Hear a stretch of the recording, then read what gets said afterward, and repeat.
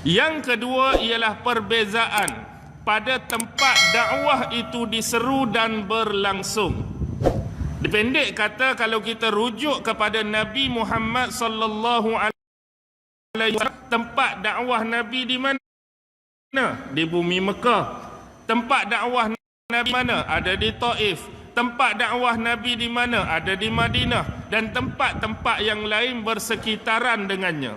Jadi begitu jugalah dengan Nabi dan Rasul yang terdahulu, Allah menyediakan kepada mereka tapak dakwah mengikut kesesuaian condition. Mereka itu diserukan oleh Allah. Ada tempat sekian-sekian, ada tempat sekian-sekian, ada tempat sekian-sekian.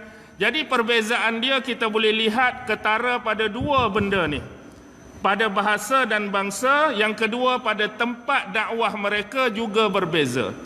Walau apapun, kedua-dua perbezaan tersebut perkara yang besar. Poin yang paling penting untuk kita kaitkan ayat ini ialah semua nabi-nabi dan rasul ini datang sebagai utusan daripada Allah untuk memberi peringatan kepada manusia. Dan kita tahu, kita kena yakin, kita kena percaya bahawa peringatan yang dibawa oleh nabi-nabi dan rasul ini adalah perkara yang benar, perkara yang hak, perkara yang betul, confirm 100% kesahihan dia. Jadi ini menunjukkan bahawa bila adanya nabi-nabi dan rasul berdakwah, tidak dapat tidak pasti akan keluar dan munculnya dua golongan manusia. Pertama ialah golongan yang menerima dakwah dan seruan risalah yang dibawa oleh mana-mana nabi ataupun rasul. Mari mana-mana nabi, mari mana-mana rasul menyampaikan dakwah sebagaimana yang diperintahkan oleh Allah. Ada golongan yang menerimanya dengan hati yang terbuka, dengan akal yang terbuka, dengan senang hati. Tetapi tidak kurang juga golongan yang kedua adalah manusia-manusia yang mengingkari dakwah dan risalah yang dibawa oleh Nabi dan Rasul ni. Mereka bukan saja berpaling, mereka bukan saja lari, mereka bukan saja menolak. Hatu tu biasa dah. Tapi mereka menentang. Mereka melawan, kadang-kadang lebih jauh menyerang. Dan lebih teruk lagi, dalam informasi Al-Quran ada sebahagian Nabi dan Rasul ini dibunuh, tuan-tuan. Dibunuh. Kita hari ini kalau orang tak mau dengar kita punya ceramah, tak mau dengar kita punya talk, tak mau dengar kita bercakap, mungkin orang boleh kata macam-macam, mungkin orang boleh halau, mungkin orang suruh pi balik. Okey lagi tu. Tapi sampai ke tahap Nabi-Nabi dan Rasul sebelum ni, mereka diserang, mereka ditohmah, mereka dilabel, mereka dicaci macam-macam, bahkan lebih jauh ada di antara mereka yang dibunuh. Hakikatnya, hak dan keyakinan yang dibawa oleh Nabi-Nabi ini sebenarnya adalah jaminan bukan setakat untuk kehidupan, bahkan untuk dibawa keselamatan jaminan tersebut sampai akhirat kelak di hadapan Allah Subhanahu wa taala. Baik, pendek daripada hal tersebut, ada sebahagian daripada ulama-ulama bila melihat kepada karakter seperti ini, mereka menganggap berpaling dan lari daripada peringatan Allah ini dengan satu terma atau satu kenyataan, iaitu menolak kebenaran.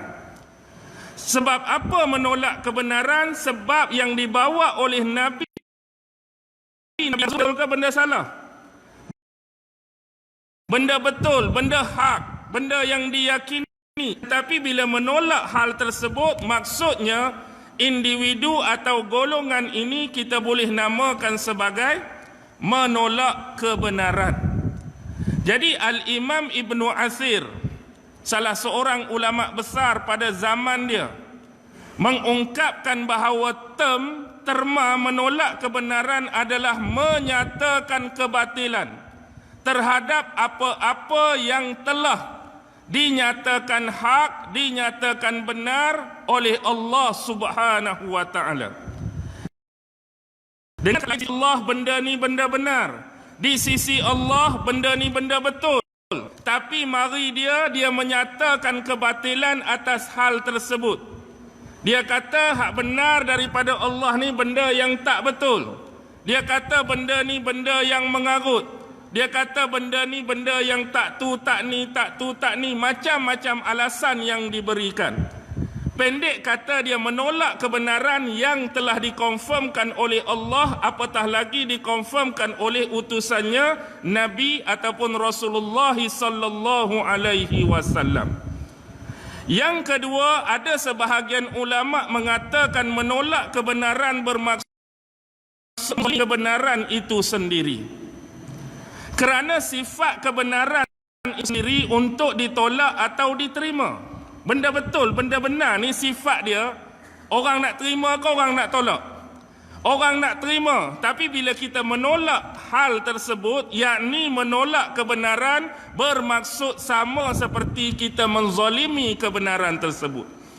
Kita buat zalim pada dia. Dengan kata lain, kita tolak kebenaran yang datang pada kita. Dan ada sebahagian ulama lain yang mengatakan menolak kebenaran itu ialah jangan kamu berlaku besar di hadapan kebenaran. Berlaku besar bukan bermakna tu macam gajah, bukan. Berlaku besar bermaksud kita sombong. Kita ni action depan kebenaran.